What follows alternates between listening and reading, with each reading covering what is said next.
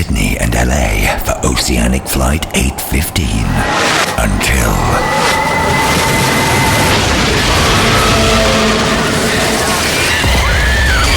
Now, lost on a mysterious island, the survivors have more to fear than survival itself.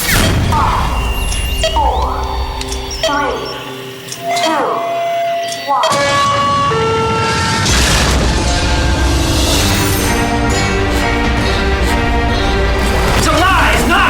You killed us all? Nothing is real! Namaste, thank you, and good luck. I think your friends just blew themselves up, brother. I just saved us all. I've got to go, and you've got to get as far away from here as possible. Go where? Stop! I'm gonna blow it down, Tom. Who are you people? We're the good guys, Michael. You push the button. That's an order. All we really need to survive is one person who truly loves us. Miss Whitmore, I think we found it. This is the Lost Initiative from Sky One.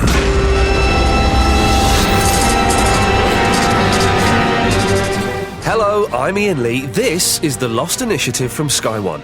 We've just watched episode 8, Flashes Before Your Eyes, and though our heads are now hurting, we'll be attempting to make some sense of it all. And you can help us by emailing your theories to us at lost@sky1.co.uk. So, prepare yourself for some heavy-duty analysis on the official download show for UK fans of Lost. The Lost Initiative. I'm joined, as always, by Geeky Tom. Hello. Oh, perky Geeky Tom. Yeah. And Paul Terry, editor of Lost Magazine. Hello. No freebies this week. Sorry. Yes. I'm going to put my cards on the table and say this episode is my favourite episode of Lost I have ever seen. Oh my God. Paul, well, that's a big statement after, some fantastic episodes. This is the greatest episode ever. What do you think? Oh boy. I agree. No, amazing episode. I want to watch it again. Can we go and watch it again? Yeah. Can we? Are we all... Let's go back in time. I see what you're doing Sorry, there. yeah. Well, it's unusual in that the majority of the action takes place off of the island. When it happens, we're not quite sure. I guess we have to assume that it's between Desmond turning the failsafe key and then waking up naked in the jungle. Is it everything that happens during that period, do you think? Yeah, I mean, as far as flashback is concerned, it must be before when he meets Jack in the stadium bit. It must be quite a few years before that, or a little year or so before that in the flashback. Yes, because he's still with Penny. He's not with Penny when he does the stadium run, is he? Yeah, definitely. So. But it's a flashback, but it's not a proper flashback in the Lost terms. Is your head still hurting? Mine is actually still a little bit blown. I just wanted to cry watching that because it just completely blew my mind. Tom, though, you seem to have grasped it completely. You're Mr. Science, so I want to know how you're dealing with it. You're dealing well. I like time travel, though, and I like all the different types of it. This is a certain type of time travel where whatever you do, you cannot change what's going to happen. Can I just say, is there any way of clipping Tom saying, I like time travel, and I can have that as a ringtone? Because genuinely, I would like that. Really? Yeah, I would. I think there can be a lot of money made on that. What happens... I just can't even comprehend what's going on. Is it a proper flashback? Is he caught in a time loop? Is it proper time travel? Or is it just an hallucination? I think I'm going to go proper time travel. Turn the key. Yeah. And then woke up in his flat with Penny painting the walls. How? Because he was like within himself, wasn't he? That's the thing. He was like in his body. I don't think in the past. Yeah, I don't think his consciousness was in. Yeah, I think it was more of a consciousness exchange. So he went back in time, but that's the thing. So he doesn't physically go back in time. No, it's kind of it's in his head. A bit like that, yeah. I think you're wrong on that one. So you think he physically goes back in time? Yes, I do. Where's his beard? Oh, don't be so stupid. No, that's a fair point. No, it's not a fair point. If you can travel through time, you can lose a beard. Oh, just through the magical time wave, shave it off or something. Idiot, why? If you think that time travel is a theoretical possibility... Listen to what you're saying. Listen, yeah, please do. In the Ian Lee Book of Time Travel, beard loss is an acceptable I don't care if I get slagged off on the review section of iTunes again for bullying you. I'm going to state my case. If you can travel through time, then losing a beard is nothing. But why would the beard disappear? Because at the point that he travelled back to, he didn't have a beard.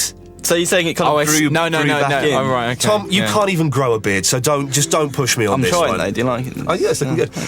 Well, Tom, we missed something, didn't we, on last week's show? That's better. To do with time travel. Well, if you reverse the Clockwork Orange theme, which is very much like a night out at Fabric, on a Friday night. You Is he doing jokes now? Sorry. If you reverse it, you get the haunting voice of what people think is Miss Clue from season 2, saying something. What would they say? Only fools are enslaved by time and space. Which I think is like a Buddhist mantra, isn't it? This is the scene in the sensory deprivation room. Yeah.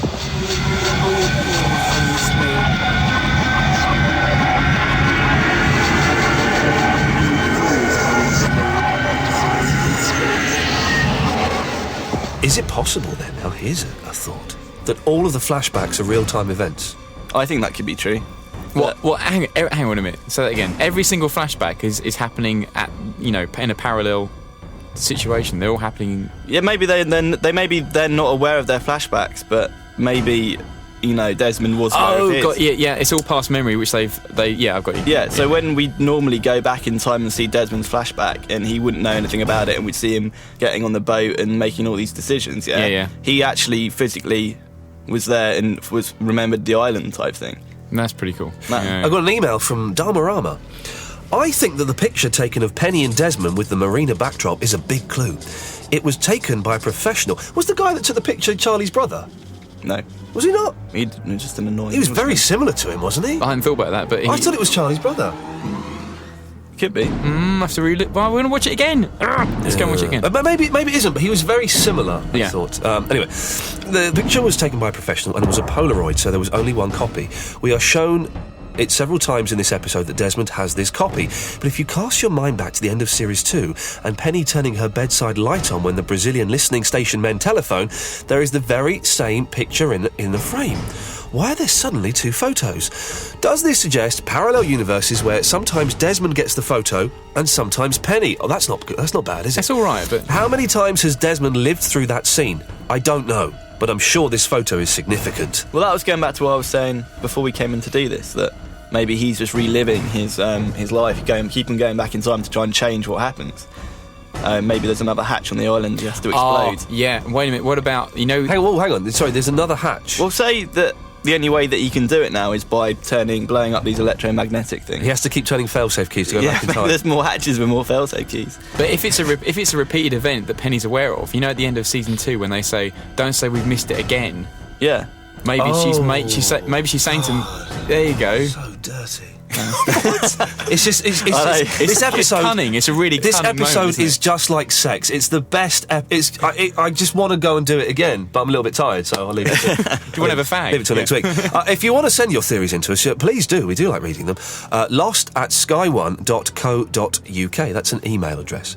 Now, the scene where it really turned around for me, and I thought this is one of the greatest things I've ever seen on television, is the scene where he's in the antiques shop buying the ring for the engagement ring. He's with Ms. Hawking, I think is her name, and she seems to know a lot about Desmond. I don't know what you're on about. You don't buy the ring, Desmond. How'd you know my name? Well, I know your name as well as I know that you don't ask Penny to marry you. In fact, you break her heart. Well, breaking her heart, of course, is what drives you in a few short years from now to enter that sailing race to prove her father wrong. Which brings you to the island where you spend the next 3 years of your life entering numbers into the computer until you are forced to turn that fail-safe key. And if you don't do those things, Desmond David Hume, every single one of us is dead. So give me that sodding ring. Ms. Hawking, a reference to Stephen Hawking, obviously, it has to be, doesn't it? How do you think that she knows all of this, Paul? Well, is she kind of like a man in black, but kind of like a woman in a white wig or something that's there to make sure to guide him in his life to always do the right thing? As in, like she's like a time guardian. Yeah. Bah, time guardian, rubbish. Time guardian. Time guardian is a silly phrase. Okay, well let's consider the options. There are theories, aren't there, that throughout the people's flashbacks, the various members of Hanso, Dharma, whoever, that's better, have been. Sorry, that's so much better. Have been guiding people towards their ultimate destiny of going towards the island, and you could cite possibly Libby. Was it Libby who gave Desmond the boat? And there are other things that then possibly all being guided towards being on that plane and being on that island at some time. What about a guide of time then, Tom? kind of. You think she works for Hanso, do you? Yeah, blatantly. I think that they know all about this time travel thing. They know Desmond went back in time. I wasn't refuting that. And they know that he was there at that point, and they want him to go to the island and start pushing the button. So have they lived through it all several times as well? Yeah, maybe they would have had to. How would they know the future? Maybe the same thing happened to her, that Miss Hawkins. Maybe she was on the island when this big incident happened. Maybe another fail-safe key was pulled. Which would mean that they all got sent back in time, and they're all kind of following Desmond around. He's the pivotal person kind of about the island. Now, according to her, the pressing of the buttons and the turning of the fail-safe key saves the world. Why? Why would that be? We don't know yet. That's the big one, isn't it? But fantastically, it's about time travel, which is something I like. But your theory would mean Alan Dale's character, Mr. Wigmore, was doing that deliberately. If he's big up in Hanso, he's deliberately doing the whole whiskey thing again to push him down the right road. Yeah. Almost like in a kind of grab your earpiece on comms, he's doing it wrong. With the woman in the jewellery shop, he's doing it wrong. Like, make sure he does it. Now, Ms. Hawking seems to believe in fate, something that we learn after falling scaffolding kills the man in red shoes. Listen. The universe, unfortunately, has a way of course correcting. That man was supposed to die. That was his path. Just as it's your path to go to the island. You don't do it because you choose to, Desmond. You do it because you're supposed to. I'm going to meet Penny in an hour. I've got the ring. She'll say yes. I can choose whatever I want. You may not like your path, Desmond, but pushing that button is the only truly great thing that you will ever do. She's a bit freaky, this woman. I'm not... She wasn't a great actor. The word sodding didn't fall very nicely in my show. I didn't like that. Can I say, I didn't know it was supposed to be in England until Charlie was busking and you saw an underground side. But the rest of it, the cabs, they had the wrong thing on the cabs. They were American actors doing English accents, never good. They were obviously in an American bar with a Union Jack flag draped over the thing. There's American parking meters. American parking meters. There was a sign. One of the army signs had honour spelt the American way. I did see honour. I did see the honour thing. Wasn't it funny? It was poor. Wizard of Oz reference, obviously, with the red shoes. They like just putting in their little references, don't they? I completely passed me by. I was too in the moment. Is it that interesting though? No. So basically, move on. A little bit of trivia for you. You might find this interesting. You probably won't. John Locke, David Hume, Rousseau, and Edmund Burke, Juliet's ex-husband, were all philosophers known for their debate on free will versus fate. Oh, it's not until we'll come together then. Yeah. That's quite good. And another bit of trivia for you, trivia fans, is the purpose of the Dharma Initiative was to manipulate the Valenzetti equation to extend the lifespan of mankind. This suggests they believed in free will rather than fate. They believe that time travelling probably does work and you can change things in the past and it will affect the future. Maybe that's why they, But they totally contradict themselves. Well, this is it. Some fans think it's like a break-off, don't they? Like a kind of break-off from the Hanso who is against all those ideals. So there's actually like people changing Hanso. Yeah, and then to kind of affect the future. Why is it only Desmond that travels through time when the hatch explodes, whatever? Why doesn't Locke? Because Locke is nearby. Why doesn't Echo travel through time? It has to be completely related to the fail-safe key, surely. That's got to be the... I've got something to blow your mind I've been thinking about. Oh, here we go, yeah. Maybe it's still hurting. Maybe the way that they get out of the bunker or the hatch is actually them coming back in time to drag themselves out. No, that wouldn't work. it wouldn't work. You can't. Would there be two of them then? You can't have two of them living in the same time frame. Bad twin. Maybe it's all about the twos, as in, like, maybe at certain points that two versions of a person have coexisted, and that's why it's gone wrong in certain times. No, I don't think so. No. Maybe he's always had these powers, because when he meets Jack at the stadium in the Man of Science, Man of Faith episode, he says, "See you in the next life, yeah?" And when Jack says, my Scottish accent, I've got a cold, so you don't really get the full effect. And when Jack says he failed Sarah and couldn't fix her, Desmond says, "Well, if you did fix her," which of course he does. That was better. Which of course was Irish. Yes. He's Irish, he's not Scottish. Similar, isn't it? So maybe he's always had these kind of powers. And that explosion has just brought them out of him. Well, made him more Maybe aware they were like No, repressed you for a just while. don't understand that. He's just gone back in time. That's all. I'm just putting forward theories. It's rubbish.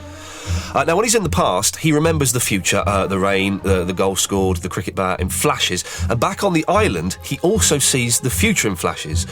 Does this mean that he's travelled not only backwards in time, but forwards? Well, no. Obviously, as I've been saying the whole time, he's managed to get himself back in time again to save Charlie. Because he's obviously keeping on trying. Sorry? Well, no, you know he's been saving Charlie, yeah? Yeah. All those things that happened on the island, he couldn't have known about, because if he went back in time the first time, all his memory would have been up to the moment where he turned the key. Where he got sent back. So you're saying that he's... What are you saying? That he must have gone back in time after, like, probably at the end of the season, to go and save Charlie. No, he's trying to save Charlie. So at the end of Charlie. Series 3, he goes back in time again? Yeah. Probably. Well, but why is it he can't just... What about just seeing flashes of the future for some reason? Because it doesn't work. It's not a flash. It's him remembering, like, the future, if you know what I mean. Of course. Because he's already experienced it. Do you know what? Yeah. I think you're that's right pretty there. good. Yeah. That's pretty good. I like the thing about the cricket bat, like that snapped him back to the island because he was trying to change something. Or he inadvertently changed something. That was cool. OK, we've got a caller on the lost line. Is that Barry Rim? Hi, Ian. Hello, Barry. How's it going? Not too bad. Episode 8, have you seen it? Yeah, I have seen it. It was good, wasn't it, eh? It was very good. What geeky things have you managed to spot? The advert on the football field when he was watching the match. Oh, yeah. There were ads all over the place. Apollo Candy was there. Oh. Hanso Foundation was there. Oh, really? Yeah, one for Oceanic Airlines. Superb. One's for the Mr. Cook's Chicken Shack, where Hurley used to work. Oh. And the car rental place, that Gannon, where they all go, and the nappies for Charlie. And That's there was also mental. That's crazy. How did you spot that, Barry? Freeze framing Ian. Good lad. Well done, you and your fingers. And the last one that was there that was a bit crazy was one for, and it was just written down Kronos. Now, I can't take credit for this, I've been on the internet for this. Okay. It's to do with Greek mythology. Yes. So there's like a mythology theme running through the whole of lots of different mythologies. Yes. But there's also a comic link as well, which is strange because Kronos used to, I don't know, I'm not into comics, but knock about with Iron Man. And the reason why he turned into a superhero, because he got affected by an electromagnetic energy experiment. Oh. Well, I can also chip in here, Barry, and tell you that Kronos, the film by Guillermo del Toro, is all about life extension through a vampiric robotic organism. And he wasn't reading that. He actually said those words himself. That's incredible. So life extension is the theme here, I think. Yep. Yeah. Thank you. Good work there, boys. Barry, anything else about episode 8? Also, as well, when he was painting his flat, the paint was called Future Paint. Well, wasn't it fuchsia? I'm sure, no, Future. Paul was having a joke there. Not a good one. Don't open with that one, Paul, for God's sake. OK, that's only a minor thing. Any big things about episode 8 or anything about episode 7 that we might have missed? Yeah, nobody picked up last week about Mythos. If you rearrange the letters, it does actually spell out lost time. Why didn't we pick that up? Yeah, how did we miss that one? God. We're all fired. Barry, listen, we're almost out of time with you, but very, very quickly, I believe you've been sending emails criticising Geeky Tom, have you? Well, I'm surprised he didn't pick that up. It would seem like something he'd pick up.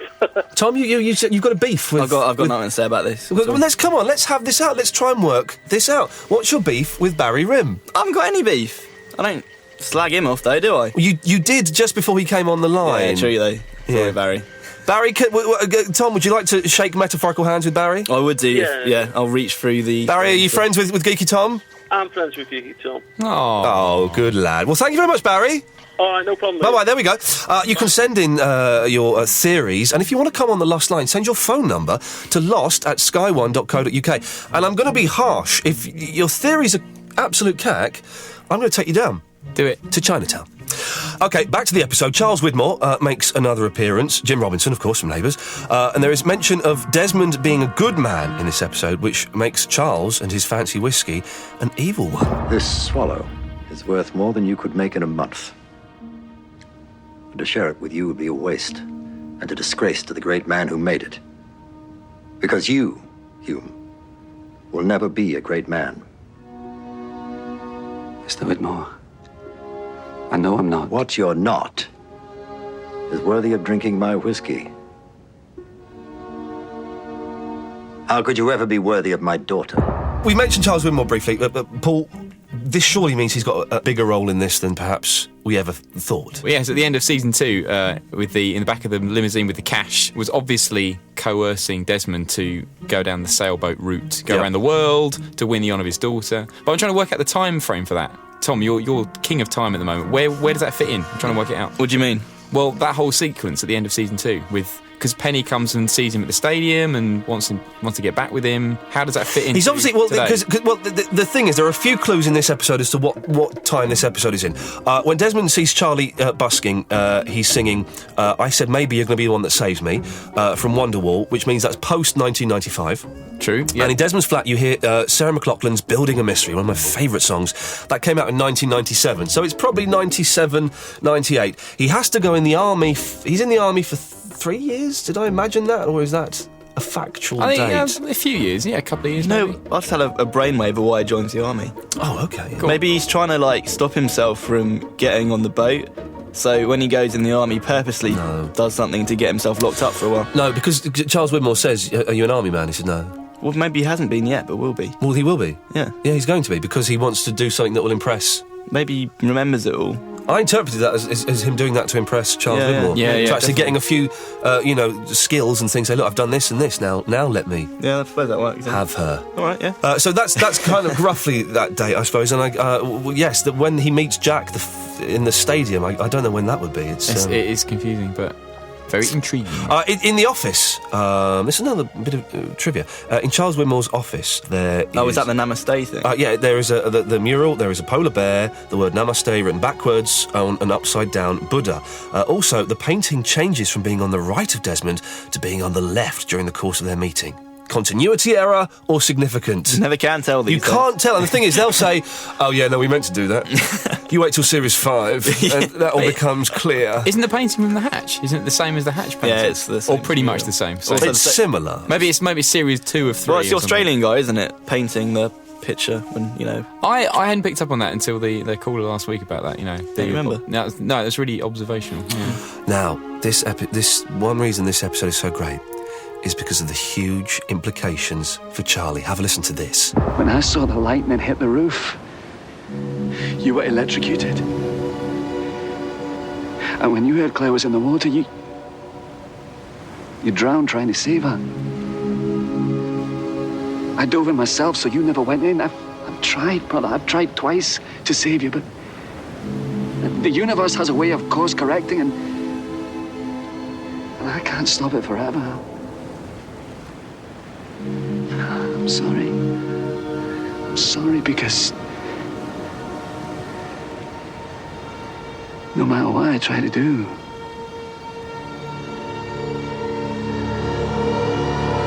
you're gonna die, Charlie. How fantastic is that news? Charlie is going to die. It's so mean. You're so mean to Charlie. It's He is my unbelievable. least favourite character. Just because he hasn't had another hit like You All Everybody since, the show began. But He's on Ireland. What's interesting, when I interviewed Claire, I don't know her real name. Emily DeRaven. Oh, yeah. She's tiny, isn't she? You could put she's her in lovely. your pocket and no one would ever know. She would. She'd be screaming. I tried. And I said, who would you like to see die next? And she said, I can't answer that. I've got a cold. Come on. Don't laugh. No, Texas Don't is laugh nowhere at near me. Australia. Come on, I'm poorly. Come on. And I said, would you like to see Charlie die? Right. And she sort of looked a bit...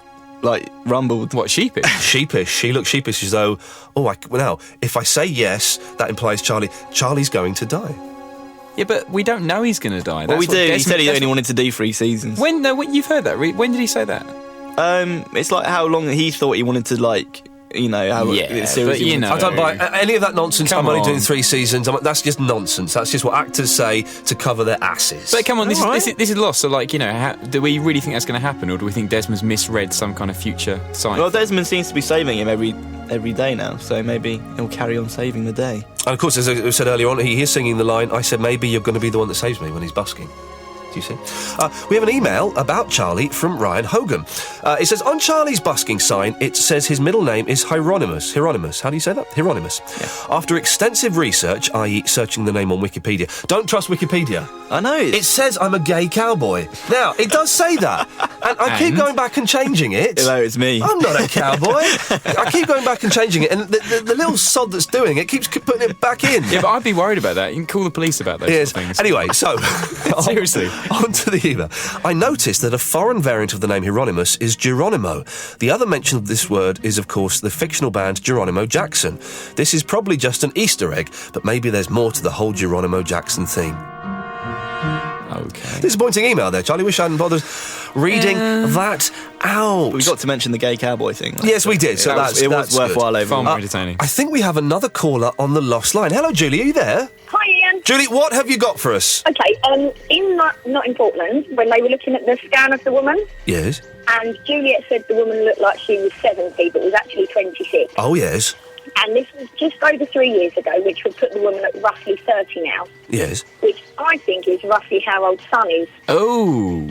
Right. Okay. And so... I think when she was knocked out by Charlie, the others have made her pregnant. But no, because when Charlie knocked her out, he just didn't he just tie her up and give her to Sawyer or something? Wasn't that it wasn't long enough for her to be abducted. Or do you think there's some kind of time travel thing going on then? No, please, no, I didn't want it to be anything to do with time travel. What? If it has to be to support my theory, then it will. Well, I'm assuming then you've not seen this week's episode, have you? Well, not yet, no, because I live in England. Yes. Okay. We've just watched it.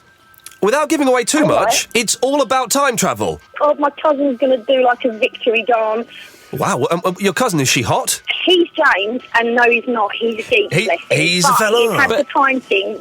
He's had the time thing down from day one, and last week we were watching it with the brief history of time and the backmasking thing, and he's going to do a victory dance. He's going to do a big victory.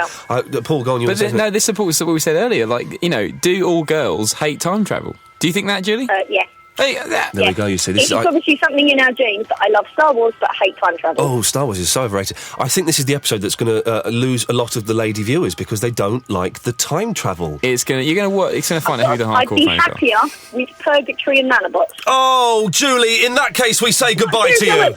Bye-bye. Bye. What a delightfully misguided young fool she was. Not a clue. Started so well. Not a clue what's going on in the world around her. You've just lost half your listeners now. Well, that means we're down to 4.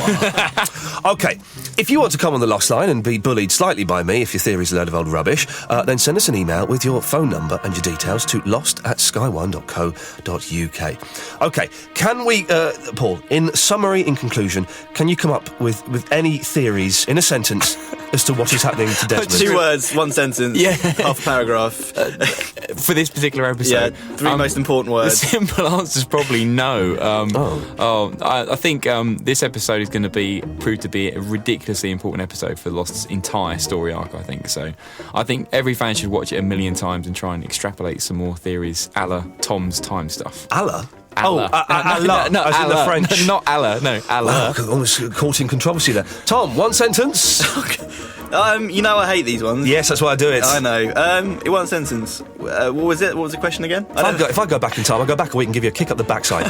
In 1 sentence, what are your conclusions about this episode? That there's like time travel involved and stuff. Oh, jeez.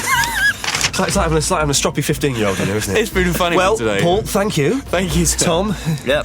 Episode 9 of Lost is Sunday at 10 p.m. on Sky 1, repeated the following Wednesday at 10 p.m, and then again on Sky 2 on Friday at 9 p.m. And you can become our friends. It's very popular now with the young people. myspace.com/Lost on Sky 1. I'm Ian Lee, and I'll be back next week taking a closer look at episode 9, Stranger in a Strange Land, straight after it's been on the telly. So until then, namaste. The Lost Initiative is a co-ink production for Sky One.